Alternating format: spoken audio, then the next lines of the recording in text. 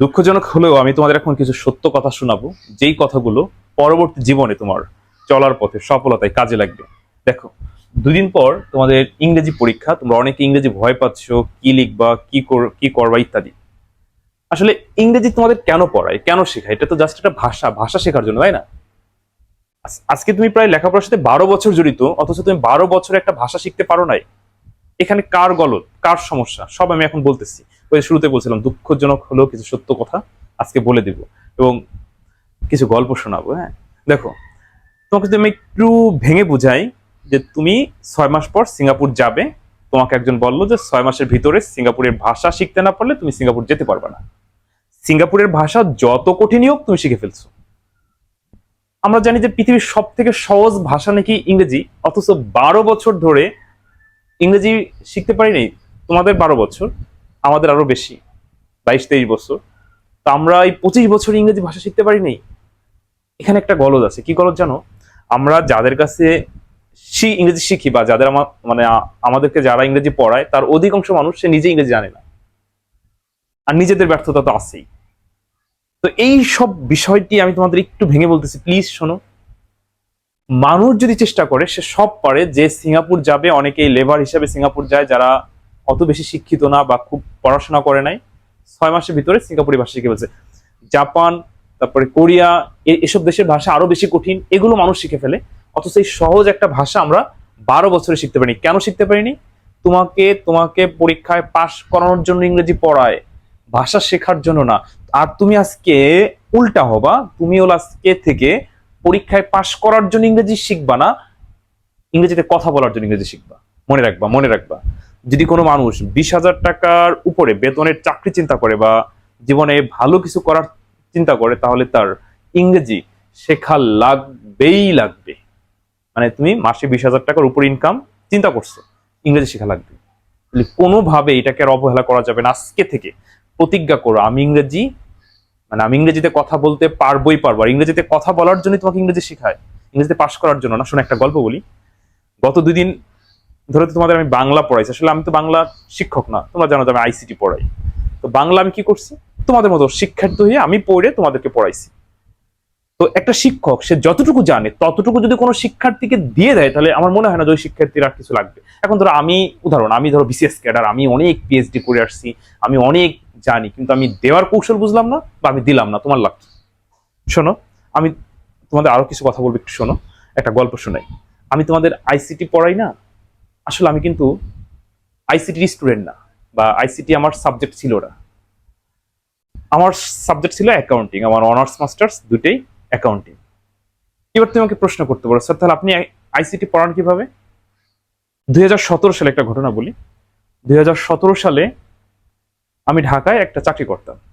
তো ওই বছরে আমার অনার্স 3rd ইয়ারে ফাইনাল পরীক্ষার জন্য চাকরি ছেড়ে দিয়ে চলে আসি। ছুটি চাই, আমাকে ছুটি দেয় না, ছেড়ে দিয়ে চলে আসি। তো বাড়িতে আসার পরে তার 10-15 দিনের মধ্যে আব্বার ক্যান্সার ধরা পড়ে।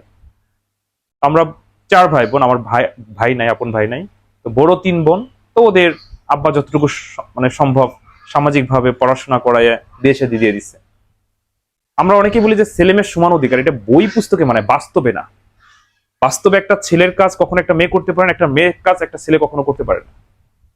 তো আগে আব্বার ধরো, আমার 3টা বোন। তো ওই 3টা বোন, একটা ছেলের যে একটা দায়িত্ব, বা যে একটা ছেলে থাকলে আব্বাকে যে সাহায্য করতে পারতো, বা সাহায্য হইতে, সেটা কিন্তু হয় নাই। সমান অধিকার আমরা যতই বলি, কাজে লাগে নাই। তো ধরো, যখন আমার পিছিয়ে ইনভেস্ট করবে আব্বা, যখন আমাকে পড়াশোনা করাবে, তখন আব্বার বয়স হয়ে গেছে, ওই রকম আগের মতো কৃষি কাজ করতে পারে না, আবার ধরা পড়ছে ক্যান্সার। তাহলে তাহলে এবার হচ্ছে, আমার কোনোভাবে বেকার থাকা যাবে না যতই পড়াশোনা করি। তো কি করবো, এখন পরীক্ষার জন্য চলে আসছি, আবার চলে যাব ঢাকা। তো ওই মুহূর্তে যতটুকু সময় আমি থাকবো এলাকায়, বেকার থাকা যাবে না চিন্তা করে আমি হিসাব বিজ্ঞান পড়ানো শুরু করলাম। যেহেতু হিসাব বিজ্ঞানের ছাত্র, বা হিসাব বিজ্ঞান আগে পড়াইছে, একটা অভিজ্ঞতা আছে। তো আমি 9 জন শিক্ষার্থীকে হিসাব বিজ্ঞান পড়াই। হ্যাঁ, তো ওই 9 জন শিক্ষার্থীর মধ্যে 2 জন শিক্ষার্থী অন্য কলেজে পড়তো। তো ওরা আমাকে বলতে, স্যার পরীক্ষার জন্য চলে আসছি, সামনে আর অল্প কিছুদিন পরে পরীক্ষা, এখন আর অন্য স্যারের কাছে যাব না, জাস্ট আপনি আমাদের একটু পড়াটা ধরবেন বা পড়া দিবেন, আমরা আপনার ভয়ে পড়া করে আসবো, আমাদের একটু আইসিটি পড়ান। আমি বললাম ধুর, যেই সাবজেক্টটা আমাদের সময় ছিল না বা আমরা পড়ি নেই, আমি সেটা পারবো কেমনে? আমি যেটা পারি না সেটা আমি তোমাদের ধরবো কেমনে? এটা বাদ দাও। কয় না স্যার, জাস্ট আপনি পারা লাগবে, আপনি ধরবেন, আপনার ভয় পড়ে আসবো। আমি বললাম স্যার ঠিক আছে, একটা বই দিও, যদি আমার কাছে সম্ভব, মানে আমার কাছে মনে হয় যে না আমি পড়া ধরার যোগ্যতা রাখি, তাহলে ধরবো, নাহলে মাফ করবা। ঠিক আছে। তো আমি বইটা বাসায় আনছি, আসার পরে রাতে দেখলাম, রাতে দেখি কি যে আমি প্র্যাকটিক্যালি যেই জিনিসটা জানতাম সেইটাই বইতে মানে বৈজ্ঞানিক ভাষায় লেখা। প্র্যাকটিক্যালি বলতে উদাহরণ দিয়ে বোঝাই, তোমাদের যে লজিক গেট আছে না, ওইগুলোর কাজ বাজ আমি নিজে পারতাম। এ কারোর কাছে শিখে না, মানে ইলেকট্রিশিয়ান আমি কিন্তু মানে নিজে নিজে শিখে একটা পর্যায়ে প্রফেশনাল ইলেকট্রিশিয়ান হয়ে গেছিলাম, এবং বিআরবি কোম্পানি আমাকে একটা সার্টিফিকেটও দিছিল। তো দেখলাম যে দারুণ তো বইটা, ওইগুলো বৈজ্ঞানিক ভাষায় লেখা। আমি ওই রাতের মধ্যে মানে পরের দিন প্রাইভেট শুরু করার আগে আমি নিজে বোর্ডে, তোমাদের সেই লজিক গেট 7টা লজিক গেটের 5টা লজিক গেট একদম বোর্ডে সুন্দর করে সিস্টেম করে বৈদ্যুতিক তারমার দিয়ে একদম বাস্তবে তৈরি করে নিয়ে গেছি। নিয়ে ওদেরকে বলছে আজকে তোদের আইসিটি পড়াবো, হিসাব বিজ্ঞান পড়াবো না। তো ওরা হেসে দিছে, মানে হিসাবে যে গ্রাম্য ভাষা বলে না আমরা যে কি হাসি, মানে যেই লোকটা কালকে বই নিবে না ভয়ে, সে আজকে কিভাবে পড়াবে? আমি আমার মনে আছে আমি ওদের 2.5 ঘন্টা ওই দিন লজিক গেট শেষ করে দেয় শিখাই। তোরা সবাই চুপ করে, কেউ কোনো কথা বলে না, শুধু গ্রহণ করছে আমার কাছ থেকে। এরপর আমাকে বলতে স্যার আমাদের এলাকায় অনেক হিসাব বিজ্ঞান শিক্ষক আছে, কিন্তু আইসিটি প্রফেশনাল কোনো শিক্ষক নেই, অতএব আপনি আমাদের হিসাব বিজ্ঞান আইসিটি পড়াবেন। আমি বললাম দূর, আইসিটি আমি পড়াবো না, আইসিটি কারণ আছে আপনার কাছে পড়বো। ওই যে মানে ওই দিন থেকে আমার পথ চলা শুরু, এবং ওরা কলেজ থেকে ছাত্র ধরে নিয়ে আসতো, বলতো তোদের বেতন দেওয়া লাগবে না, তোরা এখানে আয় শেখ। মানে কিভাবে তোমাদেরকে বুঝাই যে যদি কোনো মানুষ সে শিখে, প্রতিনিয়ত শেখে বা শেখার চেষ্টা করে, শিখে কাউকে শেখায়, তাহলে সে ভালো আউটপুট দিতে পারবে। তোমরা আজকে থেকে প্রতিজ্ঞা করবা যে আমি ইংরেজি শিখে অন্যকে শিখাবো, আমি ইংরেজিতে কথা বলবো, অন্যরা আমার কথা শুনবে এবং আমার আমার মতো ইংরেজিতে কথা বলার চেষ্টা করবে। তুমি যদি চেষ্টা করো, বিশ্বাস করো তুমি পারবে। তুমি আজকে থেকে মানে ইংরেজিতে পাশ করার জন্য ইংরেজি পড়বা না, ইংরেজিতে কথা বলার জন্য ইংরেজি পড়বা। এবং যে স্যারের কাছে পড়বা বা যারা তোমাকে ইংরেজি পড়াবে তাদেরকে বলবা স্যার আমাকে ইংরেজিতে পাশ করানোর জন্য পড়াবেন না, আমাকে হলো আপনি ইংরেজিতে কথা বলার জন্য পড়াবেন, এবং আপনি ইংরেজিতে কথা বলতে পারেন কিনা একটু শোনান। মানে এটা ভালো মানে বেয়াদবি হয়ে গেল এই কথাটি। তারপর আমি কেন বললাম একটু মানে অন্যরকম লাগতেছে, যে আমাদের আমাদের যারা ইংরেজি পড়ায় তার অধিকাংশ মানুষ ঠিকমতো ইংরেজিতে কথা বলতে পারে না। তাহলে আমরা শিখবো কেমনে? তারাও যেমন রুলস মুখস্থ করে আমাদের পড়ায় বা আমাদেরকে রুলস দেয় পাস করার জন্য, এই প্যারাগ্রাফ মুখস্থ করে আসি। প্যারাগ্রাফ মুখস্থ করার বিষয় না, প্যারাগ্রাফ কেন মুখস্থ করবো? তাহলে আজকের পর থেকে তোমরা প্রতিজ্ঞা করো, আমরা প্রতিজ্ঞা করবো, হ্যাঁ, যে আমরা এটা একটা পৃথিবীর সব থেকে সহজ ভাষা, মানে ভাষা শেখার জন্য হলো পড়াচ্ছে, ইংরেজি পাস করার জন্য প্লাস পাওয়ার জন্য তোমাকে ইংরেজি পড়াচ্ছে না, ভাষা শেখার জন্য। তাহলে তুমি একটা ভাষা 12 বছরে আয়ত্ত করতে পারো নাই? আচ্ছা 12 বছরে যদি কোনো মানুষ 1200 ইংরেজি ওয়ার্ড, মানে ইংরেজি ওয়ার্ডের সব বাংলা শব্দ বলতে পারে, তাহলে সে অনর্গল ইংরেজিতে কথা বলতে পারবে। যদি তার মানে হয়তো গ্রামাটিক্যাল হবে না, কিন্তু সে বললে অন্যরা বুঝবে, অন্যরা বললে সে বুঝবে। তাহলে 12 বছরে 1200 ওয়ার্ড মানে 1 বছরে 100 ওয়ার্ড, 1 বছরে 100 ওয়ার্ড মানে 4 দিনে 1 ওয়ার্ড। তুমি 4 দিনে এক ওয়ার্ড শিখতে পারো নাই? 4 দিনে 1 ওয়ার্ড তো দূরে থাকে, আমি যদি তোমাকে জিজ্ঞাসা করি তুমি 100টা ওয়ার্ড বলো, তো আমার মনে হয় 1200 দূরে থাকে, 100টা বলতে পারবে না।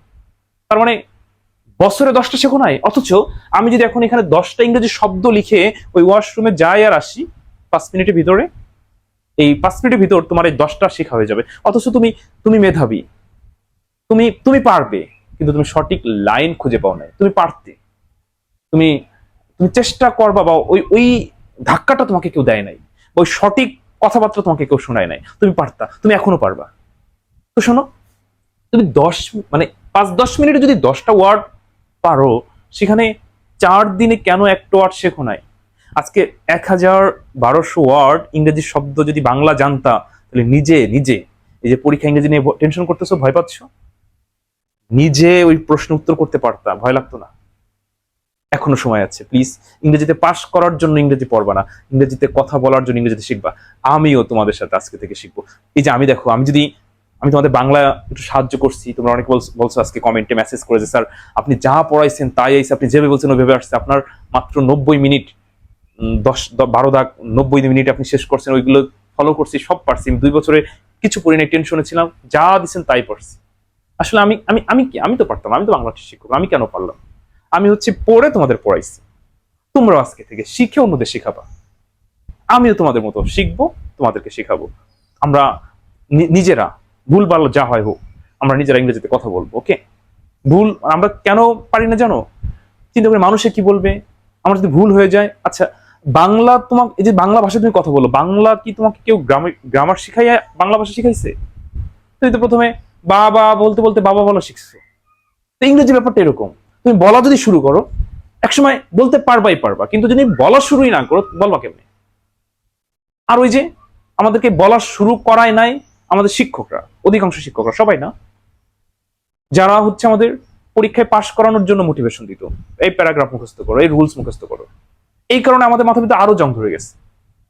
প্লিজ আজকের পর থেকে, আজকের পর না, আজকে থেকে তুমি ইংরেজি হলো কথা বলার জন্য শিখবা, নো পাস করার জন্য। প্লাস, তুমি যে প্লাস পেয়েছো, প্লাস একদম গলায় ঝুলাই দিলে তুমি রাস্তাতে হাইটে বেড়াইলাম যে আমি প্লাস পেয়েছি, কোনো লাভ নাই। তোমার দক্ষতাই তোমার পরবর্তী জীবনের জন্য সফলতা বয়ে আনবে। কত কথাবার্তা বললাম, আসলে লাইন ছাড়া হেনতে অন্তে বলছি। আমি কি বলছি বুঝছো নি তোমরা? মানুষ পারে না কোনো কাজ নাই, মানুষ সব পারে, শুধু তার চেষ্টা থাকতে হবে আর সঠিক একটা লাইন তার খুঁজে বের করতে হবে। তাহলে তার গন্তব্য যত দূর, যত কঠিনই হোক, সহজ হয়ে যাবে। তো তোমরা আজকে থেকে শুরু করে দাও ইংরেজিতে কথা বলা, যে আমি পারবই, আমি পারবই। ওকে, আর যাদের কাছ থেকে ইংরেজি শেখো তাদেরকে এই কথাটাই, এই মেসেজটা দাও, যে আমি যেন ইংরেজিতে কথা বলতে পারি, এর জন্য যা যা দরকার সব করেন, আমাকে ওই কথাগুলো শোনান, আমি যেন ইংরেজিতে কথা বলতে পারি। দেখবা যে তোমার কাছে সহজ হয়ে গেছে। ঠিক আছে, ভালো থেকো। আর যদি ভুল কিছু বলে থাকি ক্ষমার দৃষ্টিতে দেখো। ভালো থেকো, আল্লাহ হাফেজ।